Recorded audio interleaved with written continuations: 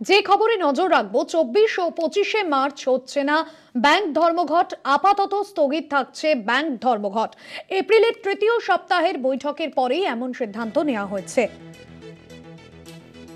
আরো বিস্তারিত জানবো, কথা বলবো আমাদের ডিজিটাল হেড অর্পণ ঘোষের সঙ্গে। অর্পণ দা, এই বিষয়ে কি জানা যাচ্ছে, কেন এই সিদ্ধান্ত নেওয়া হয়েছে? দেখো ভাস্বতী, প্রথমে যেটা জানিয়ে রাখি যে বিষয়টা 24 এবং 25 অর্থাৎ আগামী সোমবার এবং মঙ্গলবার ব্যাংক ধর্মঘট সারা দেশ জুড়ে এই সিদ্ধান্ত নেওয়া হয়েছিল। কিন্তু আজ শুক্রবার কিন্তু সেই ধর্মঘট প্রত্যাহার করা হলো এবং জানানো হলো যে এপ্রিলের তৃতীয় সপ্তাহে বৈঠকের পরেই কিন্তু এই বিষয়ে ধর্মঘট আদৌ হবে কি হবে না সে বিষয়ে সিদ্ধান্ত নেওয়া হবে। এবার প্রশ্ন হচ্ছে যে হঠাৎ শুক্রবার কেন এই সিদ্ধান্ত নেওয়া হলো।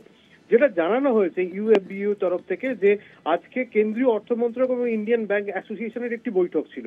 তাদের বৈঠক ফলপ্রসূ হয়েছে এবং সদর্থক আলোচনা হয়েছে, সেই কারণেই তারা ধর্মঘট প্রত্যাহার করেছে। তবে এই যে আজকের প্রত্যাহার, সেটা কিন্তু সাময়িকভাবে করা হলো। এপ্রিলের তৃতীয় সপ্তাহে কিন্তু এই বিষয়ে বৈঠক হবে, তারপরে কিন্তু তারা চূড়ান্ত সিদ্ধান্ত নেবে। তবে আপাতত যা জানানো হয়েছে যে কেন্দ্রীয় মন্ত্রকের সঙ্গে বৈঠকের পর তাদের আলোচনা যেহেতু সদর্থক হয়েছে, সেই কারণে আগামী সোমবার এবং মঙ্গলবার অর্থাৎ 24 এবং 25 তারিখ কিন্তু ব্যাংক ধর্মঘট করা হচ্ছে না। ভাস্বতী, ধন্যবাদ অর্পণ দা।